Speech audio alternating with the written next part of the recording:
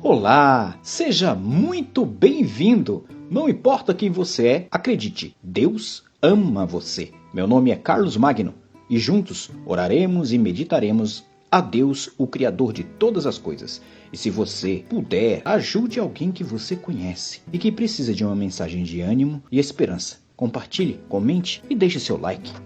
Como ser feliz? Todos querem ser felizes, mas muitos falham em sua busca para encontrar este prêmio ilusório, porque o procuram no lugar errado.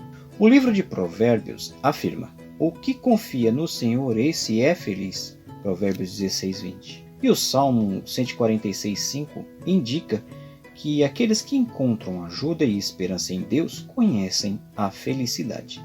O fundamento da felicidade é um relacionamento apropriado com o Senhor, mas para experimentar completamente essa felicidade, precisamos construir sobre este fundamento de forma prática. Encontrei essa lista de 10 dicas para viver mais contente. Número 1. Doe algo. O próprio Senhor Jesus nos ensina em seu Evangelho que doar é melhor do que receber. Isso é uma dica do nosso mestre maravilhoso que veio nos resgatar. Ele se doou por completo, fez a primeira doação, ele doou o sangue na cruz para nos resgatar. Número 2. Faça uma gentileza. Todos nós sabemos que gentileza gera gentileza. É uma recompensa psicológica a qual a pessoa que recebe uma gentileza, ela se sente obrigada a retribuir essa gentileza. Número 3. Agradeça sempre. Agradecendo sempre por tudo que você tem, por tudo que acontece em sua vida. Agradeça a Deus porque nós estamos aqui. Você está podendo me ouvir. Olha que maravilha. Você pode me ouvir onde você estiver. Número 4. Trabalhe com disposição e vigor. Assim, o seu trabalho será muito mais prazeroso. E o tempo, além de tudo, passará muito mais rápido. Número 5. Visite idosos e aprenda com as experiências dele. Essa também é uma das dicas maravilhosas. Porque toda a experiência que os outros amigos teus ou conhecidos têm para nos transmitir, nós aprenderemos com as experiências dele. Número 6. Olhe com atenção para o rosto de um bebê e maravilhe-se. Olhando com atenção para o rosto de bebê, você vai ver a maravilha que é o Deus Todo-Poderoso, que forma uma coisa informe dentro do ventre da mamãe, faz formar os ossos, e assim sucessivamente todos os órgãos. E é uma perfeição, pele linda, límpida, macia. Que maravilha esse nosso Deus. Número 7. Ria com frequência. O sorriso é um lubrificante da vida. Que maravilha. A risada nos traz alegria ao coração e os músculos do coração agradecem. Número 8. Ore para conhecer o caminho de Deus. Orando, nós nos achegamos muito mais perto do Senhor. E fazendo isso, Deus se achega mais a nós. Número 9. Planeje como se você fosse viver para sempre, porque você viverá. Foi prometido pelo Senhor Jesus que nós, se tivermos fé e acreditarmos em Jesus Cristo ressurreto, nós viveríamos eternamente. Todos nós adquirimos através de Cristo a vida eterna. Número 10. Viver como se fosse o último dia na terra, fazendo bem, agradecendo, sendo feliz e dando risada, para que o nosso coração sempre, sempre, sempre seja grato ao Deus Todo-Poderoso. Todos esses são excelentes conselhos. Essas são excelentes ideias para você ter uma vida muito feliz. Reforce cada uma dessas dicas com louvor e sua felicidade será completa. Aleluia! Louva a minha alma ao Senhor, louvarei ao Senhor durante a minha vida. Salmo 146, 1 e 2. Bem-aventurado aquele que tem o Deus de Jacó por seu auxílio. Verso 5 do Salmo 146.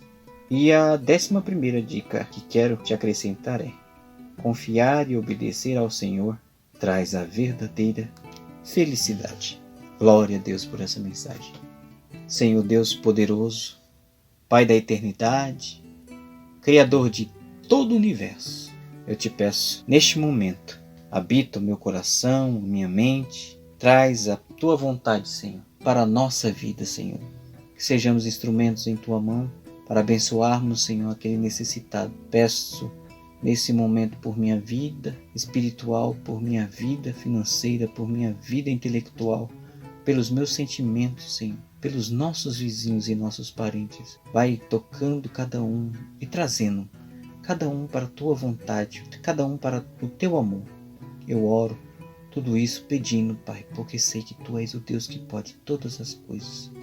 Deus do universo santo, bendito, poderoso e verdadeiro. Glorioso Tu és, Pai, para fazer isso e muito mais. Vem habitar em nossos corações, trazendo a bondade, o amor necessário para que possamos conduzir as nossas vidas, Pai, de acordo com a Tua vontade, com o Teu querer. É o que eu te peço, em nome de Jesus.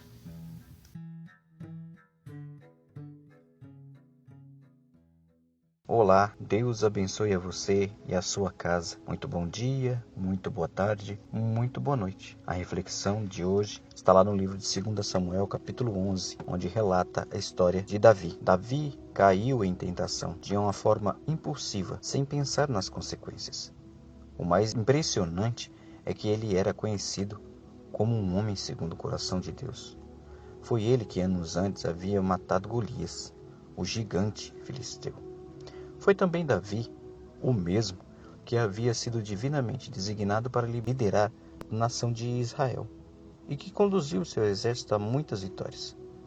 Como um homem com esse caráter e com um amor tão grande por Deus poderia cometer um erro tão grosseiro?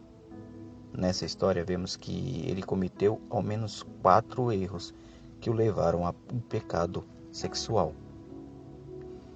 Erro de número 1. Davi baixou a guarda. Em vez de comandar as suas tropas na batalha, Davi estava no terraço da casa real, descansando. Além disso, ele não parecia estar ocupado com outras atividades como adorar a Deus, dedicar tempo sozinho com Ele, na dependência da sua força divina. Afastando-se de Deus, Davi ficou mais vulnerável à tentação. Erro de número 2. Davi se distraiu com a tentação. Davi poderia simplesmente ter virado as costas quando viu Betseba tomando banho. Mas não foi isso que ele fez. Jesus nos alerta que qualquer que olhar a uma mulher para desejá-la já cometeu adultério. Isso está em Mateus 5:28. É um erro expor-se de maneira intencional a coisas que podem levar a pecar. Davi poderia ter desviado o olhar, mas resolveu fazer o contrário. Erro de número 3. Davi deu sequência à tentação. Davi permitiu a luxúria crescer em seu coração e já não podia mais resistir à tentação. Poderia ter se arrependido, mas em vez disso, inseriu-se em um relacionamento imoral. Erro de número 4. Davi se tornou insensível ao pecado. Quando Davi descobriu que Betseba estava grávida, cometeu mais pecados para encobrir o primeiro, incluindo mentira e homicídio. Ele permitiu que o pecado o controlasse e não conseguiu mais diferenciar entre certo e errado. Quando finalmente Davi se arrependeu de seus pecados, ficou com as consequências. O filho que nasceu daquela união com Betseba morreu logo após ter nascido. Mais tarde, Davi teve problemas familiares que podem ter sido uma ligação com este pecado de Betseba. Aprenda com o erro trágico de Davi. Não se coloque desnecessariamente no caminho do mal. Peça a Deus que o fortaleça para ter a vida pura. Esse mesmo Deus que o fortalece pode livrar e perdoar todos os seus pecados. Aceite o perdão de Jesus para que a sua vida seja transformada em bênção. Pela fé, Abraão, quando chamado, obedeceu. E um pouco mais para frente diz: e partiu sem saber aonde ia. Quando Abraão tinha 75 anos, Deus o chamou para deixar a sua terra natal, o seu lugar de habitação. E então, com idade avançada, partiu da terra de Canaã, sem raízes em outro lugar, sem lar definido, sem saber aonde ia. Esta foi a parte da história da vida de Abraão. A velhice traz mudanças e incertezas, significa transição de um passado familiar para um futuro incerto. Pode significar mudar-se de lá, de uma família, para um lugar um pouco melhor, para a casa de uma filha, para um asilo de idoso, um último resort. Assim como Abraão, alguns de nós nos mudamos de um lugar para o outro, sempre viajando e sem saber para onde estamos indo. Contudo, podemos estar em casa, em qualquer moradia, pois nossa segurança não está no lugar onde vivemos, mas no próprio Deus. Podemos habitar em um esconderijo do Altíssimo e descansar à sombra do Onipotente, assim como está relatado lá em Salmos 91. Ali, a sua presença, sob as suas asas, encontramos refúgio. O Deus eterno torna-se o nosso refúgio. Embora o nosso abrigo aqui na terra seja incerto, Deus será o nosso companheiro e amigo, até os nossos dias de jornadas terminarem e chegarmos ao verdadeiro lar, o céu. Até lá, vamos derramar a luz da bondade amorosa de Deus sobre os outros viajantes. Você continuará com Jesus até um lar celestial? Para o cristão, o céu significa lar. Vamos orar? Senhor Deus de poder, amor e glória, te louvamos e te agradecemos a oportunidade de agora estarmos reunidos, Senhor, em Teu nome. Pai, eu te peço, visita, Senhor, nosso coração e a nossa mente. Traz-nos, Senhor Deus eterno, a sabedoria de replicarmos e compartilharmos, Senhor, a vontade de morar na cidade celestial, o nosso lar eterno. Eu te peço tudo isso, Senhor, em nome do Teu Filho amado, o Messias e Salvador. Amém, amém e amém. Deus abençoe a você, em nome de Jesus. Atenção você que anda desanimado, sem esperança, angustiado ou amargurado. Tenho certeza que você está sofrendo com um ataque invisível de forças que você não compreende e nem percebe. E na maioria das vezes, você nem conhece. E apenas você tem o poder para sair dessa situação. Não adianta você depositar suas esperanças em colegas ou alguém que você goste, ou coisas ou ocasiões que você pensa que pode lhe causar felicidade, pois essas atitudes sempre sairão do controle e por vezes as coisas pioram. Você tem uma solução, que é e que sempre será acessível. Aquele que te criou sabe e te conhece, como num manual de instruções. Desde antes mesmo de você nascer, Ele sabe as angústias que você passaria em seu coração. Ele sabe das suas amarguras que você passa e quer te ajudar com isso. O nosso Criador nos enviou o Filho unigênito para sofrer nossas dificuldades e passar por nossas aflições, a fim de nos resgatar da mão do nosso adversário invisível, o inimigo de nossas almas. Jesus Cristo é o único que pode fazer isso.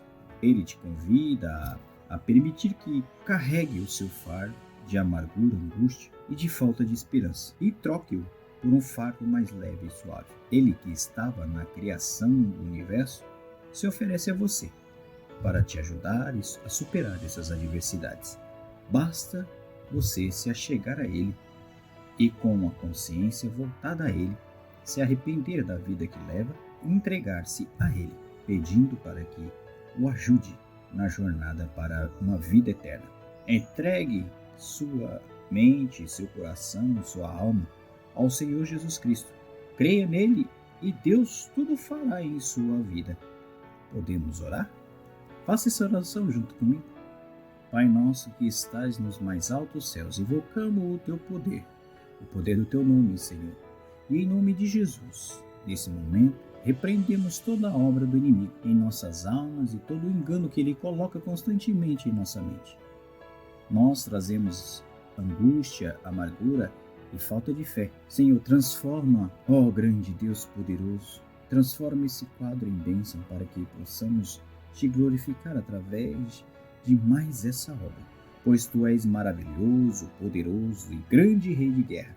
Salvador Jesus, transforma a minha vida em vida agradável a ti. Guia os meus pensamentos e ações a partir desse momento. Preciso do Senhor em minha vida e invoco o poder de Deus em nome de Jesus Cristo para realizar essa transformação. E declaro que meu velho homem deve morrer e nascer novamente pelo Espírito Santo de Deus. Maravilhoso e Santo Espírito, vem habitar em meu coração e mente para que tenha vida plena em teu querer.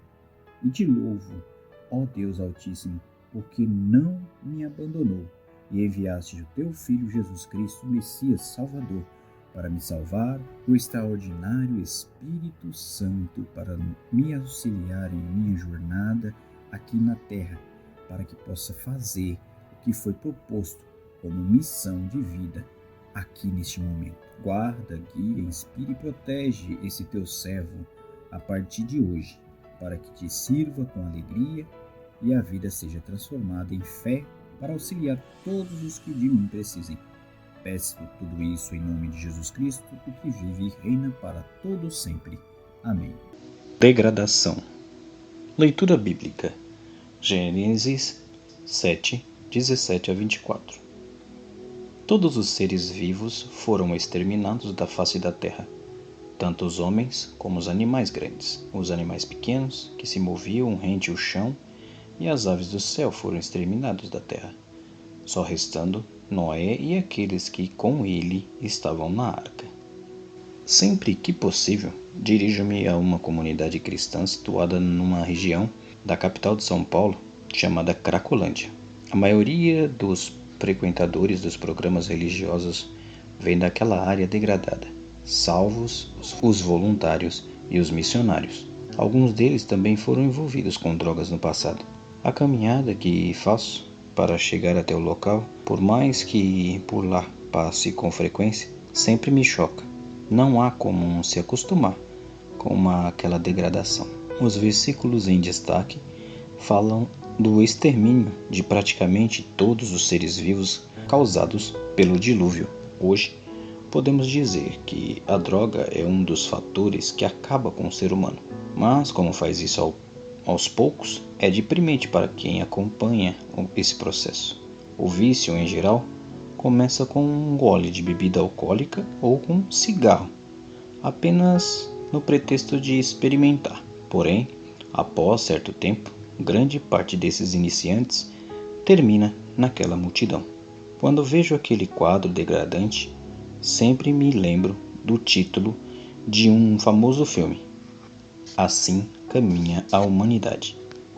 Tal situação acaba misturando os homens e os animais no mesmo modo de viver, onde predomina a sujeira, o vício, a podridão, o mau cheiro.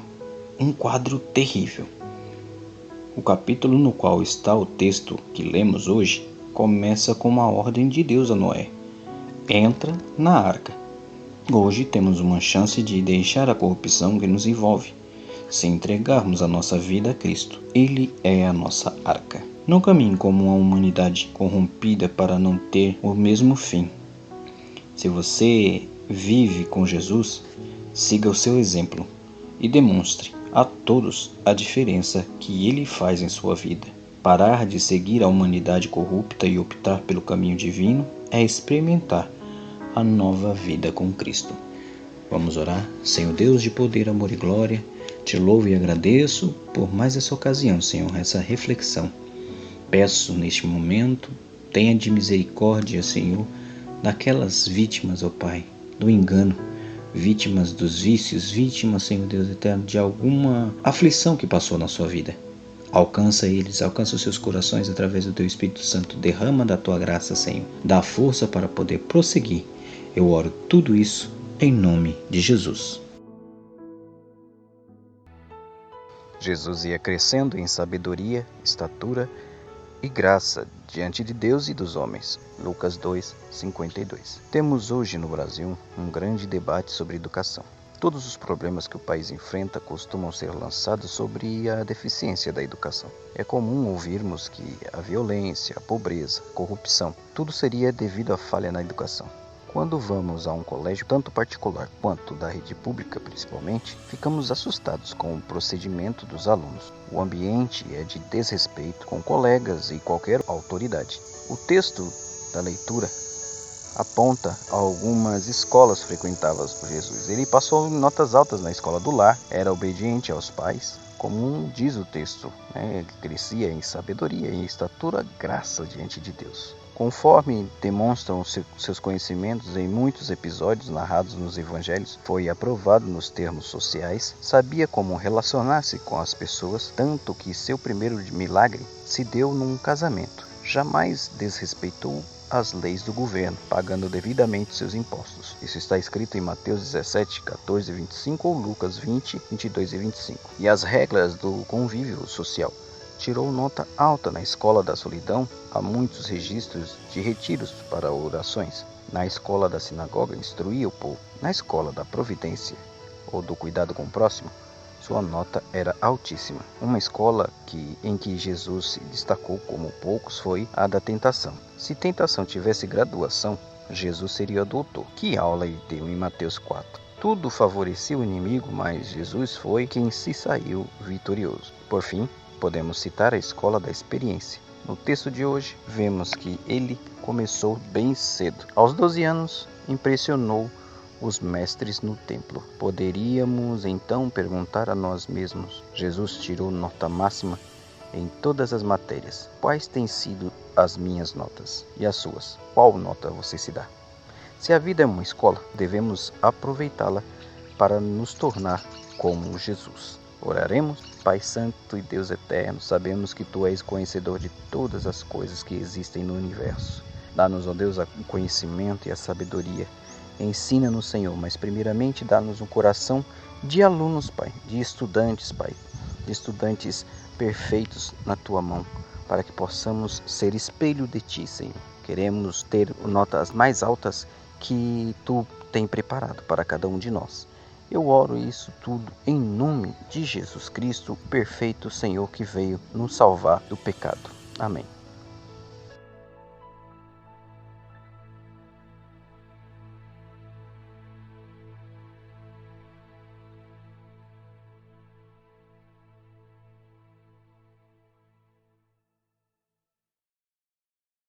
Mãos que agradam a Deus. Leitura bíblica, Marcos, capítulo 5, 25 a 34. Para enxergar a mão dela, você precisa olhar para baixo. Olhe para baixo. É onde ela está. Tão baixo, quase ao nível do chão. Baixo na lista das prioridades. Baixo na escala social. Ela é inferior. Você consegue enxergar? A mão dela, você consegue ver? Mão áspera, magra, doente. A sujeira escurece as suas unhas e mancha a pele. Olhe cuidadosamente entre os joelhos e os pés da multidão. Eles estão correndo atrás de Cristo. Cristo caminha. Ela rasteja. Pessoas esbarram e empurram uma mulher, mas ela não para. Outros reclamam, ela não se importa. Ela está desesperada. O sangue não fica no seu corpo. Há 12 anos de clínicas, tratamentos, ervas, chás, reuniões de oração, quem sabe, muitas campanhas, mas nada adiantou. No verso 26 está escrito que ela havia padecido com muitos médicos. Você detecta o sofrimento com enganadores nessas palavras? Médicos que não acabaram o tratamento de sua doença, mas que tiraram tudo o que ela possuía. Verso 26. Sem saúde, sem dinheiro, sem família para ajudar. De acordo com a lei de Moisés, ela era impura. A lei protegia as mulheres dos homens violentos e insensíveis nessas épocas do mês. No caso dessa mulher, a aplicação da lei a tornou não intocada, mas intocável, impura segundo o cerimonial. A mão que você vê na multidão, aquela que tenta alcançar o manto, ninguém deseja tocá-la. Acredito que não foi sempre assim. Quero crer que certamente o marido a tomou em casamento no passado. A mão parecia diferente naqueles dias, limpa, macia, perfumada. O marido amou essa mão. Uma família confiou nessa mão antes para preparar as refeições, para reparar as roupas, para enxugar lágrimas de rostos, dobrar lençóis e guardá-los. Por acaso alguma vez as mães ficam com suas mãos quietas? Existe sim um momento, quando elas estão doentes. Quem sabe o marido tenha levado ela a vários médicos e centros de tratamento, ou quem sabe ele a abandonou logo no início, cansado de seus sintomas causados por essa grave anemia. Ele a despediu de casa, deixando-a com algum dinheiro e poucas mudas de roupa. Assim, ela não tinha mais nada. Sem dinheiro, sem casa, sem saúde. Os sonhos destruídos. a fé se esvairindo. Não era bem-vinda num templo, não era aceita na sociedade. Ela sofria durante 12 anos. Não tinha nada, e o pior, a saúde piorava a cada dia. Pode ter sido isso que ocorreu, de acordo com o que está no finalzinho do verso 26, vindo a pior. Pela manhã, mal tinha forças para permanecer em pé. Ela lavou seu rosto em um tanque e se apavorou quando viu o seu reflexo esquelético na água. Seria como aquelas fotos que temos acesso no dia de hoje dos povos em concentrações de guerra. Ela viu a sua imagem na água, rosto esquelético. Ela viu pele desfigurada, olhos que saltavam de suas órbitas. Ela está desesperada e de sua falta de esperança nasce uma ideia. Ela havia ouvido falar de Jesus.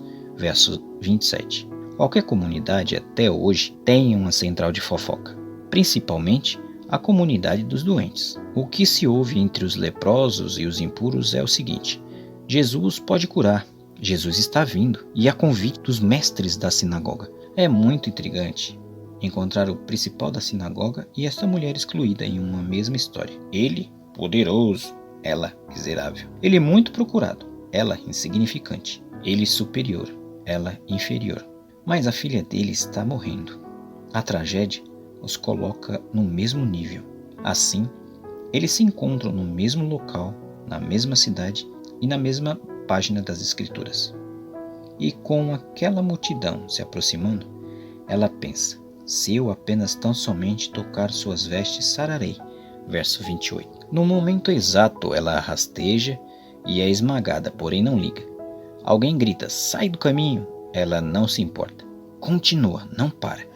12 anos a deixaram obstinada. O manto de Jesus aparece.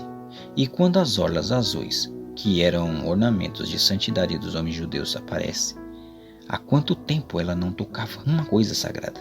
Então, ela estende a mão em direção à bola. Sua mão doente, a sua mão cansada. A mão que o esposo não quis mais e que já não é mais útil para a família. Essa mão tocou o mar e logo se secou a fonte de sangue e sentiu no seu corpo estar já curada daquele mal. Verso 29. A vida entra em seu organismo subitamente. A face pálida e desfigurada torna-se rósea e reestruturada. A respiração curta torna-se forte.